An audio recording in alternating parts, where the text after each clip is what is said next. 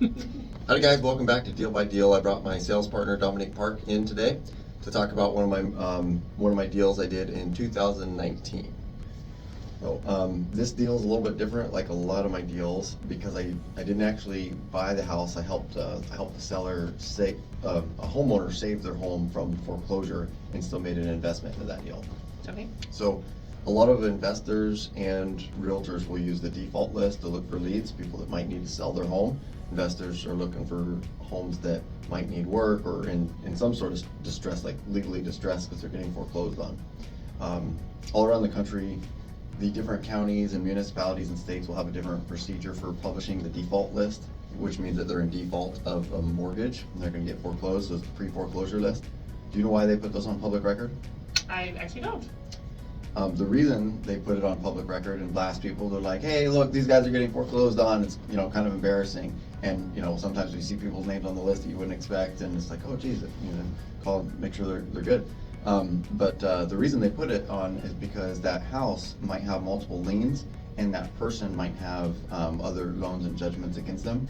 So they have to put it on public record before they potentially forcibly change ownership of this property, so that other people with an interest in that property have the right and opportunity to do what they need to protect their assets. Okay. So as an example, if a home has two mortgages on it, the priority is usually who was there first. It's chronological. So if there's two mortgages on it and the second one is foreclosing, the first one is usually okay because they're in a higher priority anyways. But if the first one is foreclosing, the second one might get wiped out. So if they've lent $100,000 on this property, their position could get wiped out. So by putting it on public notice, they've got the opportunity to come in and either buy it at auction if it goes that far. They could buy it from the seller or from the owner, or they can renegotiate with the first lien holder. Just gives them notice that they might want to do something to protect their assets, which is why a second or third position loan is always less safe and generally more expensive if you're the borrower, because they're not in as good of a position as the first one. Okay. So anyways, this was 2019, I was going through the default list, and every month I would send out mailers to people who were on this list, trying to be, not coming off real strong like ambulance chasers, like, hey, I'm interested, in your property. If you'd consider selling it, give me a call. They didn't know where I got their information, so it just showed up and it didn't say, hey, you suck at paying your bills, give me a call if you need me to come save you. It's just like, hey, I'm interested in your property, give me a call. It's the same one I send to, if I just pick a random street, or the mailers that we send out to random houses, it's the same type of mailer. And some people would call me back on them and try and work something out. So this one, the foreclosure was for like 10 or 15,000 is how much they owed on this house, and it was probably worth 150 at the time or something. Mm-hmm. And so we were able to, I wanted to buy it, is what I was sending the letters for, and they called me and they're like, we really don't want, we don't want to sell the house, we want to keep the house. And they were in between jobs for some reason, I don't remember the details, but they were not going to be able to come up with this money.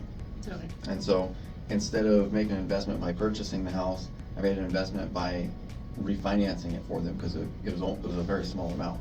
I said, if I tie up this money, which wasn't huge, but that's still, if I'm paying my investors good interest on theirs, I'm gonna need to be paid well for mine too.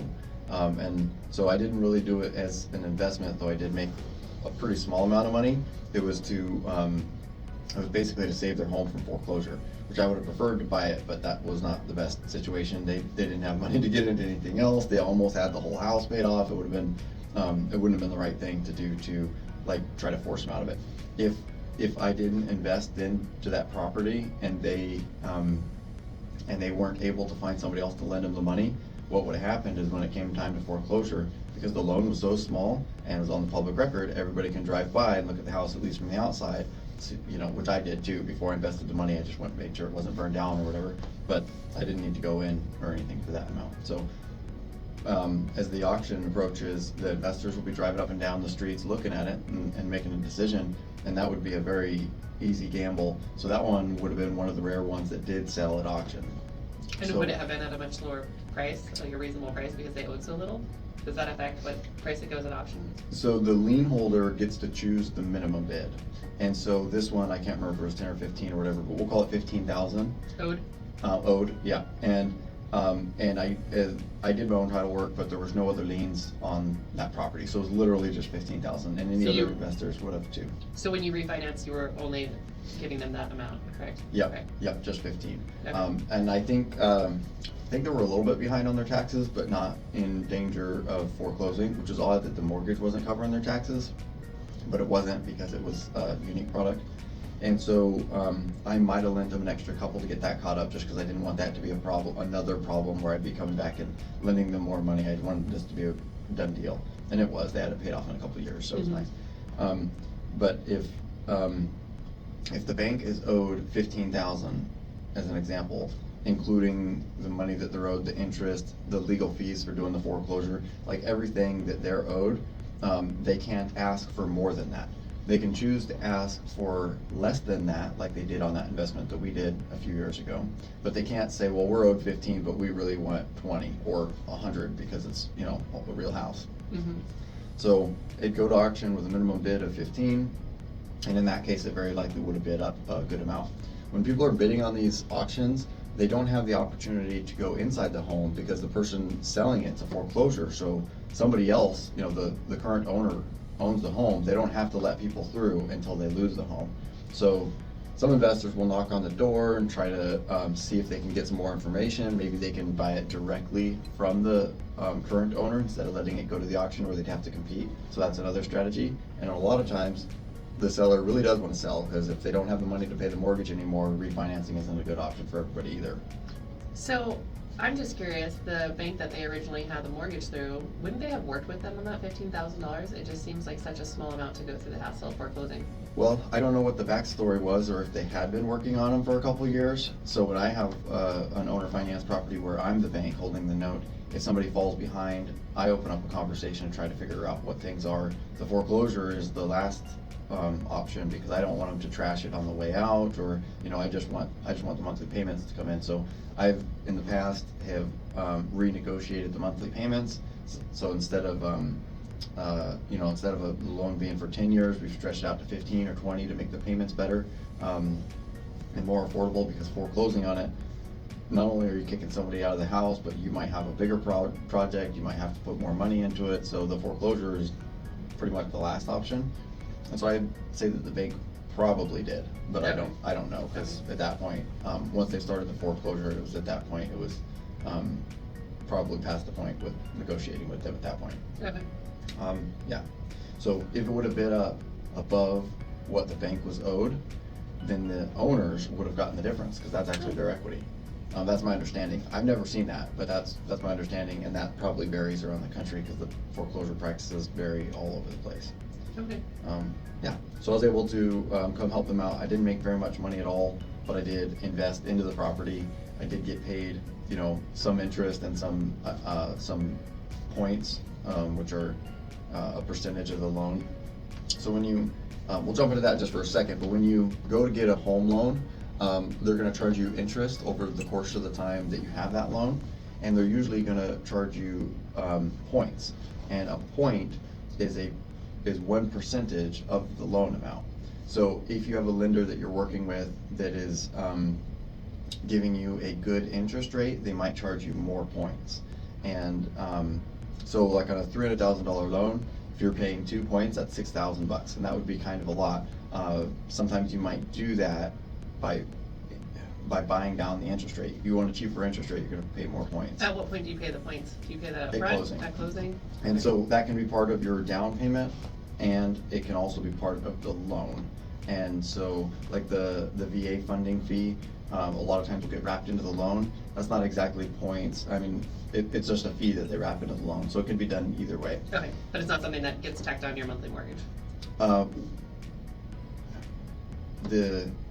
If you tack it onto the total loan, then a small amount. Yeah. So your monthly mortgage Yeah, goes up a tiny wrap it amount. up, yeah, And I you get also that. have the Okay. option a lot of times just to pay it at closing. Okay. And so almost all commercial lenders are charging something. I'm not a commercial lender, so one of our lending partners will be able to explain this better. But generally, if you borrow money to buy a house, like I imagine you did for your home, you're paying interest, and that goes to the underlying investors. They've lent their money into this mortgage company or whoever, and you're paying them for the length that you hold that loan. A lot of the points and fees end up going to the company and the person that you got your loan with, the person you sat down with that helped you line your pay stubs and get all that in order and talked you through how, your loan officer, they get paid usually more from the points and the fees than the interest. They don't get paid your interest over the years because it's not their money that they lent you. Our lending partners that we use are not lending us those money. They're brokering it for somebody else. So somebody else gets the interest and that person gets the fees. In the private money world, for investors and hard money and stuff like that, they're going to charge you usually a lot more points, and they build it in up front. So if you need to borrow $100,000, they might charge you $10,000 in fees. So they'll give you the 100, but now you owe them 110. Or they'll give you 90, but now you owe them 100 or whatever. And they're usually going to be more expensive interest, but you went to them because it was the best option that was available to you. You couldn't go get a bank loan for that project because it was too big of a project, or your credit wasn't there, or your income wasn't documentable, or length of tenure of your job, or whatever. So you might have to pay much more expensive loans, and then the private folks can make some money doing that, and hopefully get it refinanced into a cheap loan later. Yeah. So small deal, but interesting. Just because of the way it was structured, one of the cool private note things that I like to do. And they were able to save their home, they paid it off in a couple of years and still live there. I ran into them last year in 2024. I ran into them and they're doing good, so I was excited to see that. That's awesome. Awesome. Well, thanks for joining me. Thank you for having me. We'll do another one soon. All right, thank you.